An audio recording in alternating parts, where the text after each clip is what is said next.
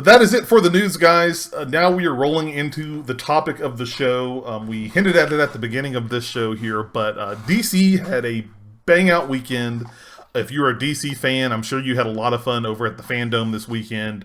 A lot, the Batman trailer, Wonder Woman, a lot of trailers, behind-the-scenes stuff for all their animation projects, shows, movies, everything like that, and including games. And the game that we talked about that was teased last week, as well as the new game from WB Montreal, all that got revealed. We got trailers for that this week, and that's what we're going to talk about, those two.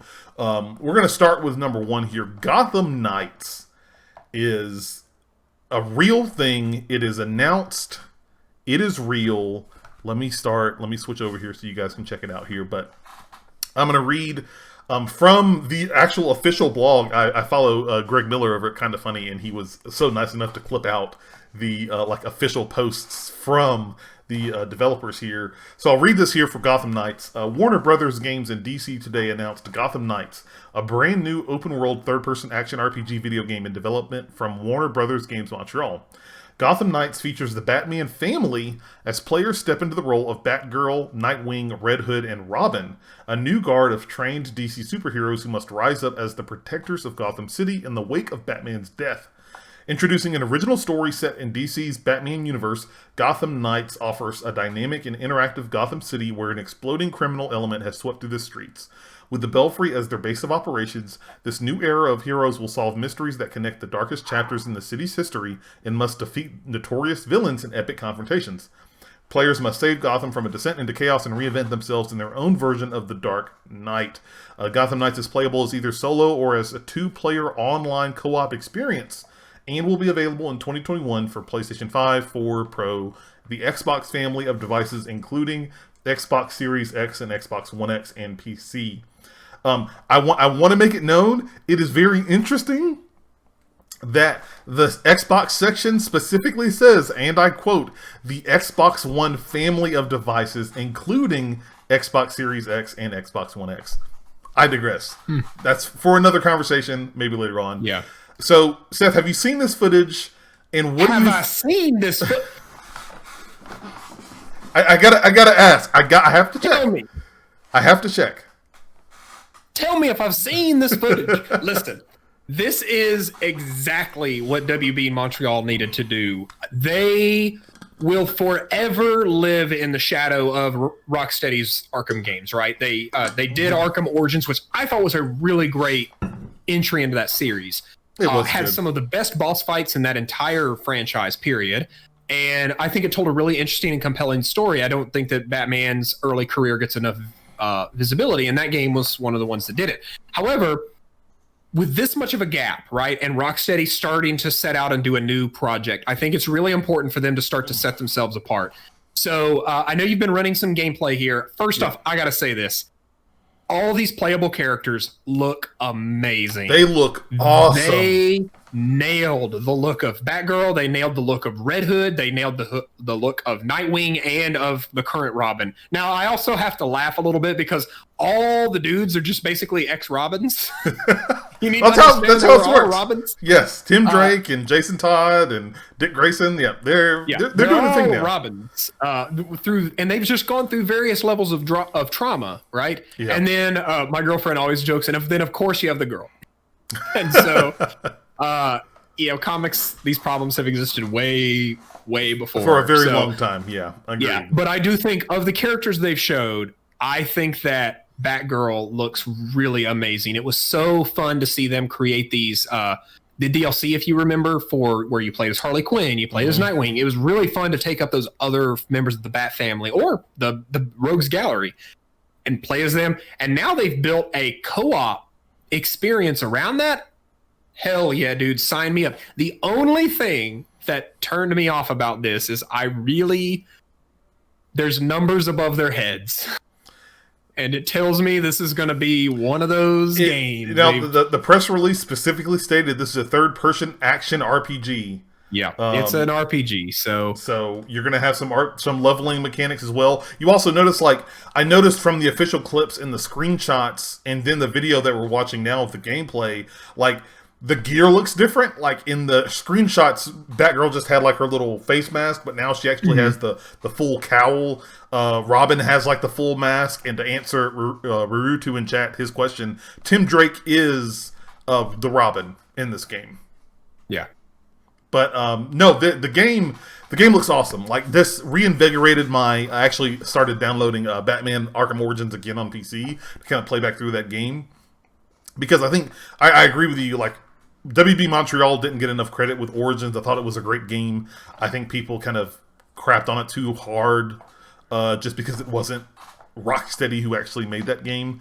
But I'm really excited for this. I'm really interested in the 2-player co-op. That's going to be awesome. But being able to play as the whole Bat family, being able, Fallen Monk said it in chat already. Court of Owls. Yes, if you have not, like that. I don't read a lot of DC comics, I'll be honest, but the New 52 Batman series where they introduced the Court of Owls, beautiful. I loved every minute. Like I loved that whole arc, and to be able to see them in gameplay form and be able to play, fight against them is going to be it's going to be super awesome. I'm really excited. Yeah, can I talk a little bit about my thoughts for this game and my kind of predictions? Because you know me, I'm going to get you with some predictions. So here are some predictions from Seth. 1, Bruce Wayne is not dead. I don't think he is either. I don't think he is either. I think he's dead from the concept of like this game and creating the story, but I think that there's going to be at least a playable part of this game where you come back as Batman Returns, and he's probably fucking up the Court of Owls. That's my guess, is that he faked his death to be able to draw out the Court of Owls and do that. I also am really interested to see how the Court of Owls plays into this, because a big part of the Court of Owls is those talons that they send out to kill, to assassinate the key figures. And so I'm almost wondering, is this going to be, because I'm going to invoke real quickly the Nemesis system from the Shadow of Mordor and the Shadow of War games, because I think that system is really great, and yes, I would love to see it in this game, but for some reason people are really reluctant to put it in the game. However, one of the things that game did so well, or the Nemesis system did, is it created these experiences where like you're in the middle of doing something or fighting something, and then something unexpected happens, right? It's an emergent gameplay is what they call it, right? But I'd be in the middle of like, I'm going to take this orc camp, and then all of a sudden like Ringar the Tooth Eater, comes and he's like, I'm gonna get you, and like all of a sudden this stealth mission's turned into like an all-out fist fight, right? And so I'm interested to see if they're going to do something like that with the Talons, where the Talons are going to attack you at these random points, right? Or they're hunting you throughout the city. I'm really interested to see that, because now that you have co-op, I think that there's a lot of mechanic-based fights that you could do, and you can kind of see it there in that very end of that trailer. We have Mr. Freeze doing this kind of like almost area-wide attack. So I'm really interested to see how they're able to push this forward. But pull out your ever-growing list of RPG action games, and make room next to Assassin's Creed for Arkham Knights if we're going alphabetically. So right before. Cash Family in chat says, "Did they get Arnold to voice Mr. Freeze?" I don't know. It was not Arnold. Unfortunately, it was not Arnold. It's a shame that it wasn't. That's the DLC. No cheesy one-liners. Oh, that's a DLC. If they had an Arnold Schwarzenegger pack, oh my god, I would buy that. I would buy that in a heartbeat. I mean, that game. What are your thoughts? What are some of your excitement? Where's your excitement around that game line right now? Well, let me read. Fallen Monk in chat says they have already Lazarus pitted him in the series. Also, there is now Court of Owl shenanigans to add to my any return theories. That's true. Sniper Eye in chat says, my question is, could they possibly bring in other heroes as DC for Arkham Knights? Possibly. That is an option there. But no, my expectations for this game here, I really liked Origin, so I'm hoping that it keeps... I think everybody loves the kind of fluid fight system that Arkham Knight has. I mean, ever since the Arkham series started that, people have been taking advantage of that. I mean, Spider-Man, Shadow of Mordor, a lot of their games like that. And so I'm hoping that they can kind of iterate on that and still keep the core of that, but also give fresh new ideas to it. I'm hoping that the transition, if you want to play this game on your own, as opposed to if you want to play online with co-op, that it doesn't like there's not such a huge disparity between the two that you can play just as easily by yourself as you can when you have another player with you. I am kind of happy that it's just 2-player co-op. I think that if you had made it a 4-player co-op, I think that might have been too much going on, and you would have had to scale the set pieces in the battles pretty high to account for all the people that are in the game. So I'm glad that it's 2 players. So you and me, we could play. That'd be fun. And I think that has always been, Batman has always been duos, right? Batman and Robin. I'd say Nightwing, not like, it's just always all combination. It's usually like Batman and Robin, Batman and Batgirl, but like even Nightwing, like it makes sense, right? I think that having 2 players like Batman is about that dual fighting style, right? Like one person stun them, the other one's sweep kick. Like that's going to feel really cool to do those. The other big thing too is I'm hoping that because we're playing as multiple people in the Bat family, that all of them feel unique in their own way.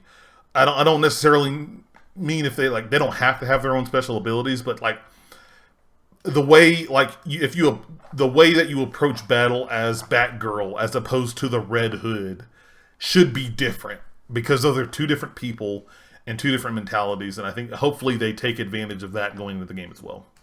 Yeah, I think you're going to see like differences in the play styles between them.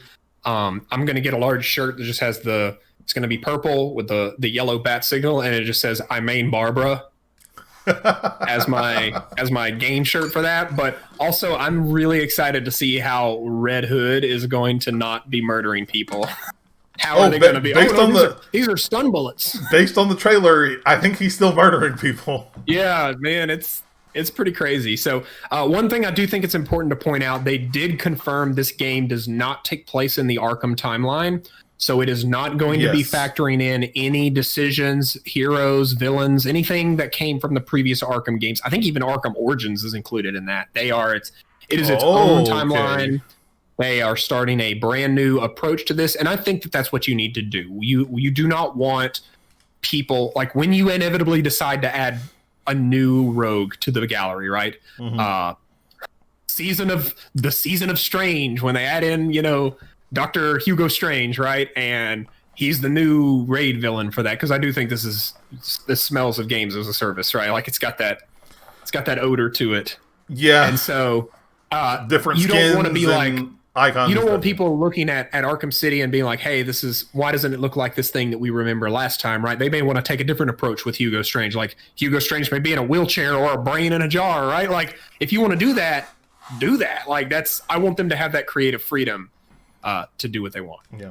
And I think that it's best for them to do that because of, I think, it sucks, but the reception that Arkham Origins got to some extent, and it's from the same team. I think they need to distance themselves from that, so that way people don't go into this game with a preconceived notion. But no, I like talking about like the different characters and their abilities. I remembered as well from that gameplay clip. It was nice to see that Batgirl and Robin. Batgirl is flying around and doing her thing very similarly to how Batman used to do it in the Arkham games, but Robin was doing things a lot differently because he hacked into the Justice League satellite, so now he can teleport instead of actually using his little bat grappling hook to swing around. Crazy. So it's pretty interesting. What they're doing is pretty insane, and I'm excited, man. I'm ready to get my hands on it. Yeah, I am too. Another game that you should probably get excited for here is the official game. This is from Rocksteady here. We finally got details on, or I don't say details, but the official trailer for the Suicide Squad. It is called Suicide Squad Kill the Justice League. For people watching video, we're rolling the B-roll right now. Actually got another press release for that one, so let me read that here while the B-roll's running here. Warner Brothers Games and DC today announced Suicide Squad Kill the Justice League, a new genre-bending action-adventure shooter that can be played solo or with up to 4 players in online co-op. Based on iconic DC characters and developed by Rocksteady Studios, creator of the critically acclaimed Batman Arkham series, Suicide Squad Kill the Justice League combines the studio's signature character-driven story gameplay with third-person shooter action to deliver a gaming experience unlike any other.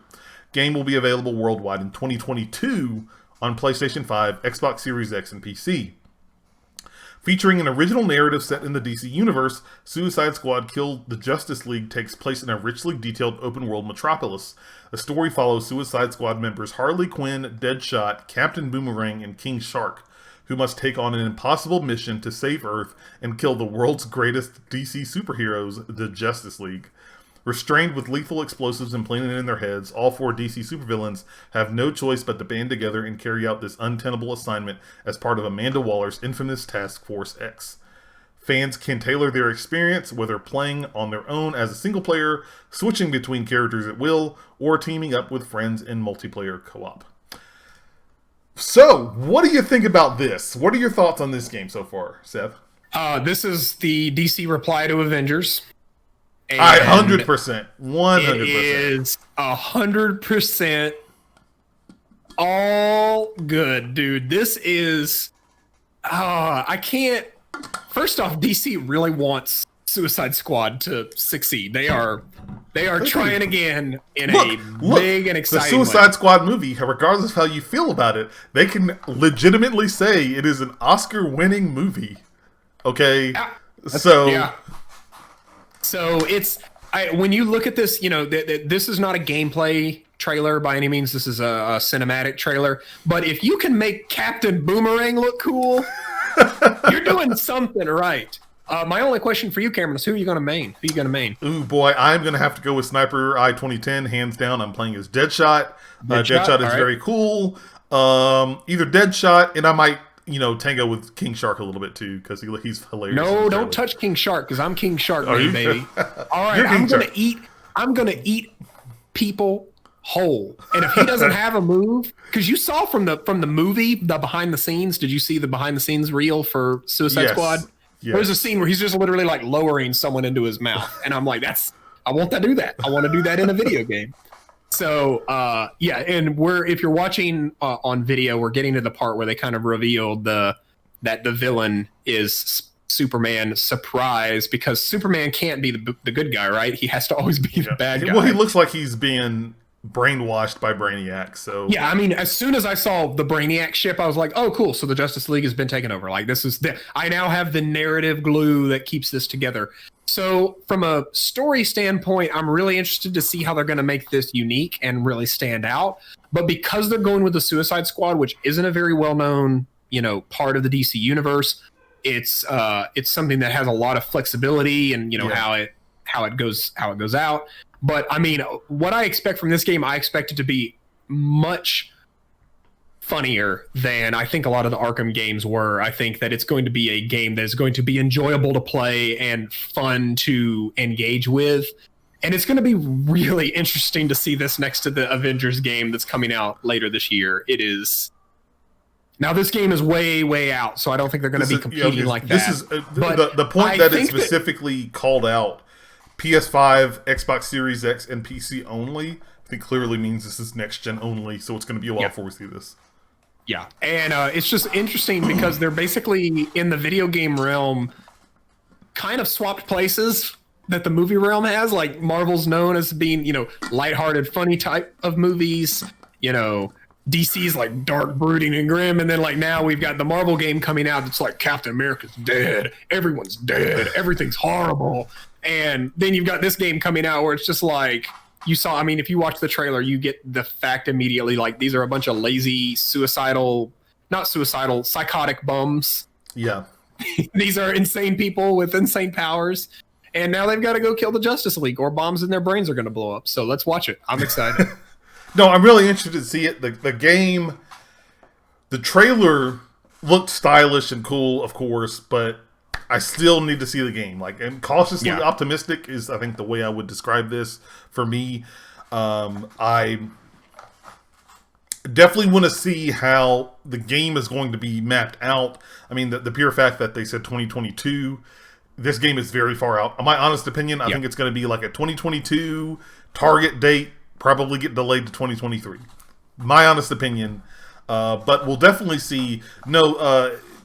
Honestly, I'm hoping that maybe in the future, if it kind of goes along the same lines as the Avengers game, that we do get additional characters that we can switch out as from the Suicide Squad. That'll be cool to see. And I think, again, if any opportunity for large corporations to make more money, they're gonna. We gotta definitely have that in there. Let's find a way to get that added in there. But the 4 main characters, I think they've got a really good balance. Again, with these games like this, I definitely want to see what's gonna separate these characters from each other. Like, everybody.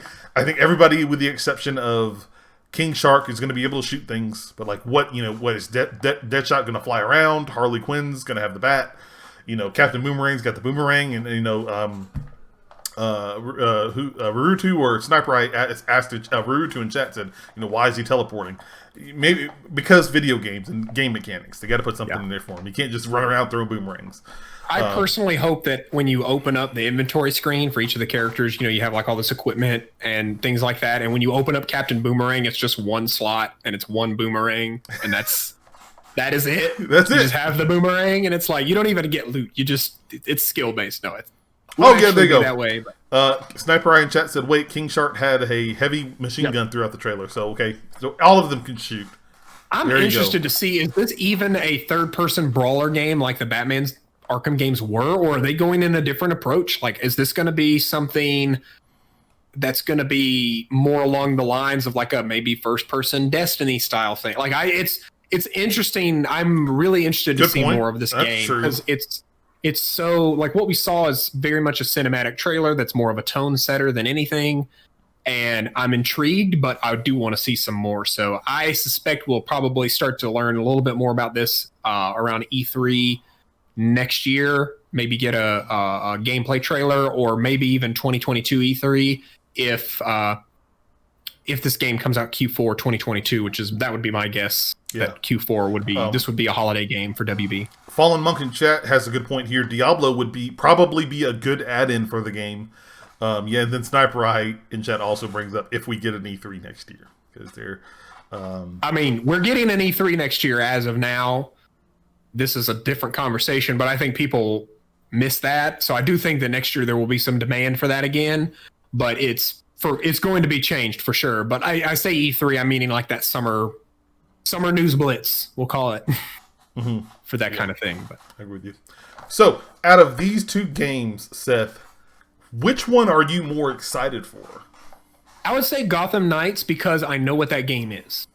Okay. I really cannot wait to play Gotham Knights. I think that DC's at its best when they kill a main character. Like, I still think that Injustice's story is one of the most interesting stories, because they literally kill Lois Lane and the Joker right from the beginning. And you can't fall back on what I think are 2 of the most heavily utilized story crutches ever created, which is Lois Lane and the Joker, right? So, like, Lois Lane is what anchors Superman to reality, right? And the Joker is what fuels Batman's. He's what fuels Batman's insanity, right? And so by removing those, they had a chance to tell a really interesting story. So when you look at this, when you look at Gotham Knights, they've removed Batman. Now, I know I predicted like Batman's going to come back, right? And I do stand by that. I think he's faked his death for this. But to see what kinds of stories they're going to be able to tell, what happens when, and remember, this is not in the Arkham timeline, so the Joker is still alive. What happens when the Joker finds out that someone else killed Batman? Like, is Joker going to go to war with the Court of Owls? Like, good point. What happens? Yeah, like what happens when the Rogues Gallery finds out that there's no Batman anymore, right? Or even worse, they find out it was Bruce Wayne, and then they start to connect the dots, right? So there's a lot of potential, I think, in that particular thing. Now, as far as tone and like hype, Suicide Squad, but I still don't know what that game is, so I can't say I'm like really excited for the game. I guess I'm more excited for the idea of the game. What about you? Which one are you feeling more of a draw toward right now? Definitely Gotham Knights. It's just I think the ability to be able to play as someone other than Batman, play these, I remember the Court of Owls storyline, and the Bat family is in that storyline, and to be able to play with Nightwing and play with Red Hood and play with Batgirl and Robin, I think it's going to be really cool. and kind of give a different perspective on this game. I'm interested to see the story behind this. So like how these four kind of come together in the wake of Batman's death, and kind of because they have these different philosophies, kind of how they butt heads, because Red Hood don't give a fuck. He's shooting everybody, and Nightwing's like the most experienced of the group, and Robin is like the smart one. He's like he's the Donatello of the group, I guess you could say. And so kind of seeing how all these guys blend together is going to be something really cool. That's what I want. I want the Teenage Mutant Ninja Turtles Gotham Knight crossover DLC. Yeah, that's what I want. That's happened before. No, like one of the things they've made a point of saying is like the base of operations is the Belfry, right? You are not going to be at Wayne Manor. You are not like, for all intents and purposes, Bruce Wayne and all of the Batcave stuff is gone, right? It is. This is truly like Code Black. He called it, right? Like this is the worst case scenario. I have died. I've scrubbed everything about being Batman. I made a couple of backups in this offsite location, and now you guys got to kind of piece together the puzzle and figure out what happened to him, but then also how we're going to keep the city from descending into chaos, because it's going to. But Sniper Eye 2010 in chat says, "I love the pace of Suicide Squad. I love the change of pace a Suicide Squad appears to be bringing with Harley shenanigans." Yeah, I'd agree with that as well. Definitely curious to see. I, again, want to know more information, just like you said, Seth, like how that game going to flesh out here. But everybody in chat, what did you guys think of, everybody listening, what did you guys think of Gotham Knights and Suicide Squad Kill the Justice League? Which one are you guys more excited for? Let us know over on social media. Of course, you can find me at Rocket Punch Go. You can find Seth over at Darth Turner on Twitter. Let us know what you guys think here. But with that being said, I think that's it for episode 19 of the Rocket Punch Show. That is a wrap, guys. Thank you so much for listening in and joining us this evening. Remember, if you are a Twitch subscriber, you're going to get exclusive access to the post show here in just a minute. If you are a Patreon listener, you'll be able to get the post show after the fact on Patreon this week, so don't miss out on that. But if you want to listen to the post show in previous post shows, make sure you subscribe here on Twitch, or be a subscriber on Patreon as well. But with that being said, guys, thank you so much for tuning in. We're going to transition over to the post show now, but for everybody else, thank you so much for listening in. We greatly appreciate your guys' continued support. Thank you so much. Good night and good game.